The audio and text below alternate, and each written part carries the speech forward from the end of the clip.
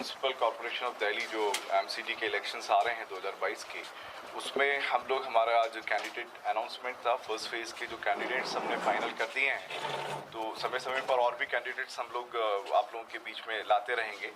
तो social democratic party of India इस बार जोर शोर से अपने युद्ध स्तर पर जो है इलेक्शन लड़ने जा रही है। उसमें जो 5 कैंडिडेट्स हमने कपिल हमारे कैंडिडेट होंगे, इन 5 का नाम आज अनाउंस करना था। उसी के लिए आप सबको जो है कष्ट दिया और उम्मीद करते हैं कि आप सभी हमारा इस पूरे इलेक्शन में सहयोग करेंगे। प्रचार प्रसार के अंदर जो हक है, जो काम है हमारा, उसको आप लोगों तक पहुंचाएंगे। और social democratic party of India आपसे निवेदन करती है और ये आप ही के जरिए से लोगों से अपील करती है कि इस वक्त जो एक रिवोल्यूशन चाहते हैं, जो चेंज चाहते हैं, उसके लिए बेस्ट अल्टरनेट आपके लिए social democratic party of India है। तो आप तमाम सहयोग करें। साथ ही साथ हम लोग इसीलिए आज प्रेस कॉन्फ्रेंस रखी हुई है।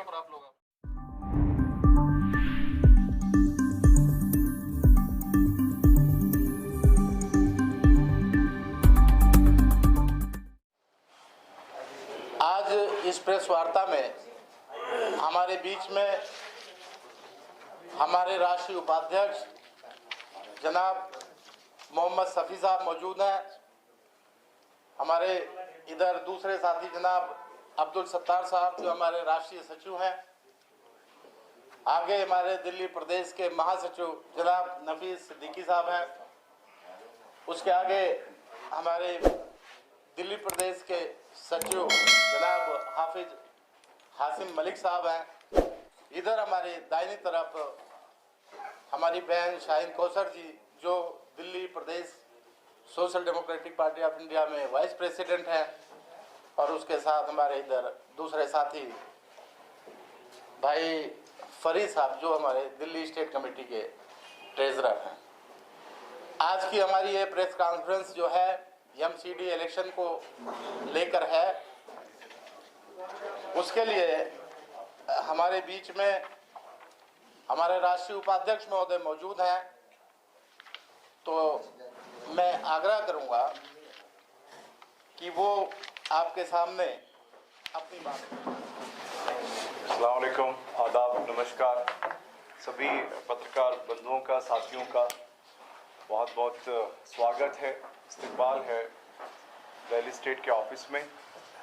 और आज जो प्रेस कॉन्फ्रेंस का जो संदर्भ है, आप सभी जानते हैं कि एमसीडी इलेक्शन दिल्ली के जो म्यूनसिपल कॉरपोरेशन के दिल्ली के इलेक्शंस में 2022 में social democratic party of India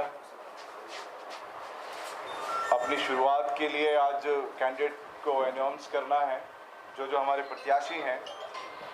तो आज प्रत्याशियों की पहली लिस्ट जारी करनी थी। हालांकि हम लोग बहुत छोटी लिस्ट आज जारी कर रहे हैं 104 में से। उसी के लिए मैं सीधा मौजू पर आऊँगा। लेकिन आप लोग जानते हैं कि social democratic party of India एक कैडर बेस्ड मूवमेंट है, जो एक पूरे भारत के अंदर रियल ऑल्टरनेट की तरह काम कर रहा है। और क्योंकि हम लोग बुनियादी ढांचे पर ज़्यादा ध्यान देते हैं और बुनियादी ज़मीनी स्तर पर ज़्यादा काम करते हैं, इसलिए और लोगों से और लोगों की पार्टी से ज़्यादा जो कॉरपोरेशंस के या लोकल बॉडी इलेक्शंस होते हैं वो हमारे लिए वेरी इंपॉर्टेंट होते हैं। क्योंकि पूरे भारत वर्ष में हम लोग हमारी ज़मीनी जो काम है उसको करते हुए आगे अभी जो वार्ड के हमारे बूथ स्तर पर मजबूती है पूरे दिल्ली में ही है। लेकिन फर्स्ट फेज में आज हम लोग एक 5 लोगों के नाम आपके सामने अनाउंस करेंगे। उसमें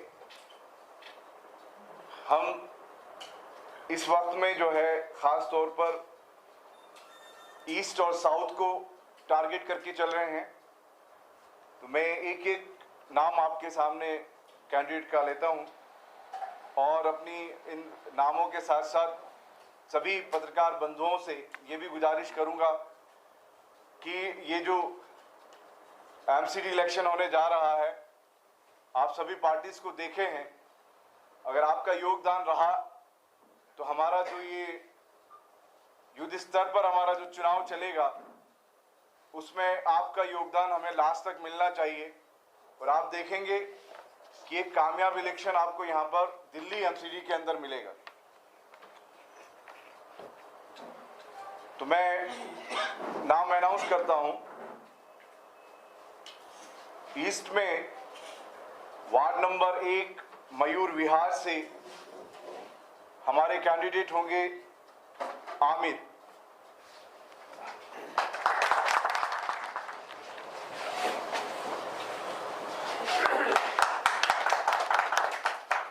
हमारे ईस्ट वार्ड नंबर 64 से जो श्री राम कॉलोनी से है, उसमें कैंडिडेट हमारे मास्टर महबूब।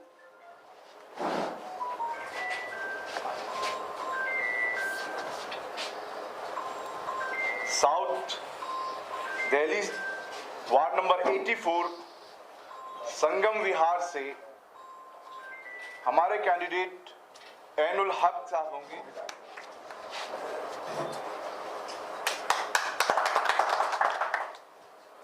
और साथ ही साउथ दिल्ली के वार्ड नंबर 102 से जो अबुल फजल है, वहां से हमारी कैंडिडेट होंगी शाहीन कौसर। और हमारी शाहीन कौसर साहिबा को शाहीन बाग से भी काफी जाना जाता है और इस बार शाहीन बाग की शाहीन कौसर वहां पे आपको बहुत युद्ध स्तर पर अपने चुनाव को जीत कर लेकर आने की सभी लोग मेहनत करेंगे, लेकिन शाहीन बाग के नाम पर शाहीन कौसर भी आपको याद रहना चाहिए। और साथ ही हमारा साउथ दिल्ली से ही वार्ड नंबर 77 से जो देवली संगम विहार है, आज अभी वो यहाँ पहुंचने में देरी हो गई है उनको, वहां से हमारे कैंडिडेट होंगे डीसी कपिल।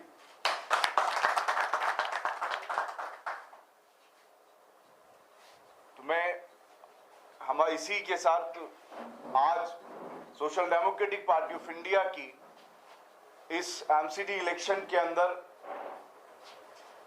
जोर शोर के साथ में चुनाव में उतरने की मैं घोषणा करता हूं और आप सभी से अनुरोध करता हूं कि आप सभी इसमें सहयोग करें। बहुत बहुत धन्यवाद। एजेंडा क्या है? कांग्रेस है, भाजपा है और बड़ी पार्टियां हैं, उसके बीच में आप अपने आप किस तरह से देख रहे हैं? देखिए, ऑल्टरनेट मैंने पहले ही बताया और हर एक सबसे पहले एमसीडी इलेक्शन में जीतना हमारा मकसद है और जीतने का जो मकसद है वहां पर जो अब तक सुविधाएं नहीं मिली हैं उन सुविधाओं को पूरा करना हर एक मोहल्ले में, क्योंकि आप जानते हैं कि असल कॉरपोरेशन का जो काम होता है वो बेहतर स्वास्थ्य और शिक्षा के लिए होता है। वहां पर जितनी भी समस्याएं होती हैं सफाई से रिलेटेड होती हैं, वहां पे लोगों की जो आम समस्याएं हैं उनको पूरी तरह से उसमें सहयोग करके उसे पूरा करना ही है। सर, एक सवाल मेरा है, लोकसभा 2019 में आपने 542-43 सीटों में सिर्फ 15 पर अपने 6 स्टेट में खड़े किए। आप 272 सीटों में सिर्फ आप 5 पर खड़े कर रहे हैं अपने उम्मीदवार नगर निगम इलेक्शन में। तो मैं जानना ये चाहता हूँ कि किस चीज की आपको ज्यादा दिक्कत पेश आती है, कैश की या योग्य कैंडिडेट की? देखिए, योग्य कैंडिडेट की तो कमी नहीं है। वो इसलिए नहीं है क्योंकि मैंने पहले ही बताया हम लोग ज़मीनी काम करके आते हैं। सवाल अच्छा है आपका। और फिर मैंने यह भी बताया कि अभी हम लोगों ने आज 5 कैंडिडेट आपके सामने अनाउंस किए हैं। ये सिर्फ नहीं होंगे, आगे भी कैंडिडेट्स की फहरिस्त आपके सामने आएगी। और ये जो इलेक्शन स्ट्रेटजी होती है, हमारा मकसद सिर्फ खड़े होकर या लोग जो सोचते हैं, आज तक शायद आप सभी पत्रकार बंधु अच्छे से जानते होंगे क्योंकि हमारी तो ग्राउंड रिपोर्ट यही है, किसी ने हमको वोट कटवा पार्टी नहीं कहा है। हमने हमारी स्ट्रेंथ बनाई है, हमने अपनी ताकत बनाई है। सो हम हर जगह में लोकल बॉडीज़ के अंदर, पूरे हिंदुस्तान के अंदर, भारतवर्ष के अंदर हमने, चाहे अपने उत्तर प्रदेश के अंदर आपने देखा 13 खड़े किए, हमने 10 जीत कर दिखाए हैं वहाँ पर पंचायत में, वार्ड में और बीडीसी के अंदर प्रधान के इलेक्शंस में। पास ही में राजस्थान के अंदर हम लोग गालिबन 8 या 9 काउंसलर खड़े किए, 5 हमने 12 डिस्ट्रिक्ट से जीता है। हम हमेशा कहते हैं रिकॉल पोलिंग के अंदर इंडिया की फर्स्ट रिकॉल पोलिंग मांगरोल में हुई थी, वहां पे हमने वाइस चेयरमैन आज हमारा अपना बना हुआ है। तो हम जो काम करते हैं रिजल्ट ओरिएंटेड करते हैं, बराए नाम किया था नहीं। एक सीट पर। तो ये संभव नहीं है कि जब दोनों पार्टियों के बीच में वोट का बंटवारा न हो तो आप AIM से समझौते की पेशकश? हमारी तरफ से कोई भी जो मकसद वाली पार्टीज हैं, जो सेकुलर पार्टीज हैं, हम अलायंस वगैरह में कभी भी पीछे नहीं रहे। वो चाहे तो हम साथ में अगर लड़ना चाहें बैठकर बात कर सकते हैं, उसमें कहीं रुकावट नहीं है। आपकी तरफ से पेशकश? हमारी तरफ से कोई रुकावट नहीं है, और जो भी अच्छी पार्टीज आकर साथ में काम करना चाहती हैं, जो देश हित में काम करना चाहती हैं, हम सब साथ काम करने के लिए हमेशा तैयार आखिरी सवाल है, ये जो आपने लिखा है भूख से आज़ादी खौफ से आज़ादी, किस तरह देते हैं? देखिए, भूख से आज़ादी हर एक जो शहरी को, क्योंकि हर एक का जैसे बताया ना, भूख का ये हर एक गवर्नमेंट की जिम्मेदारी है कि हर एक व्यक्ति को, मतलब किसी को भूख ना रहे। गरीबी से इसका तात्पर्य होता है। और खौफ आपने देखा है कि जिस तरीके से पूरे इंडिया के अंदर आज जो माहौल बना रखा है, क्योंकि ये जो हमारा भूख से आज़ादी और खौफ से आज़ादी का नारा है पूरे देश भर के लिए है। और जिस तरीके से हम लोग गरीबी की रेखा से जिस निचले स्तर पर आ रहे हैं, तो भूखमरी भी हमारे यहाँ पर ज़्यादा है। कुपोषण में आप देखिए कि लाखों बच्चे कुपोषित हैं, अभी उनको खाने के लिए भी नहीं मिल रहा है। तो वो जो भूख है वो जब तक नहीं मिटेगी यहाँ पर, तो आप लोगों को भूखा रखकर गुलाम भी बना सकते हैं कि उनको अपने बारे में सोचने का मौका भी नहीं मिलेगा, देश के बारे में सोचने का मौका भी नहीं मिलेगा, कि वो अपने रोटी कपड़ा मकान में इतना ज़्यादा मुलविस हो जाएगा। तो जो ये बुनियादी चीज़ें हैं, रोटी कपड़ा और मकान, जो हर एक व्यक्ति की ज़रूरत है, वो उसकी फुलफिल होनी चाहिए। दूसरा, जिस तरह से नफरत फैलाकर जो लोग आपस में एक दूसरे के खिलाफ खौफ पैदा कर चुके हैं, तो उस खौफ को भी दूर करना ज़रूरी है। क्योंकि देश कभी भी किसी एक जाति, धर्म या किसी एक किन्हीं व्यक्तियों से नहीं चल सकता। तमाम जाति धर्म के लोगों में आपसी विश्वास से, क्योंकि देख रहे हैं आज आपसी विश्वास पूरे देश भर में करीब करीब खत्म कर दिया है जो फांसीवादी हुकूमत आई है। और वो सारा चीजें एक दूसरे को डर दिखाने का है ना। अभी आप देखते हैं कि हिंदू खतरे में है, कभी क्या बोल देते हैं, और अलग अलग जो है उनके हर एक उसमें नए नए वर्ड्स आ जाते हैं और लिंचिंग्स हो जाती हैं। कहीं आप देख रहे हैं कि रैप केसेस हो रहे हैं। ये सारा माहौल क्या है, पूरे इंडिया में एक अजीब डर का माहौल है। तो ये हमारा जो भूख से और खौफ से आज़ादी का जो एक नारा है, एक पूरा सोशल डेमोक्रेसी का, एक वेलफेयर स्टेट का हमारा उसके अंदर विजन है। सर, एक सवाल मेरा भी है कि पार्टी अभी ये मैं ये देखता हूँ SBBI को कि कॉन्फ्रेंस में या उसमें दिखाई देती है, या अब इलेक्शन आ गए उसमें दिखाई दे रहे हैं। ज़मीनी स्तर पे पब्लिक के बीच में आके कभी आपकी टीम नहीं दिखाई देती, उस पर आप क्या कहेंगे? मैं कोई ऐसा मुद्दा मुझे अभी तक नहीं लगा।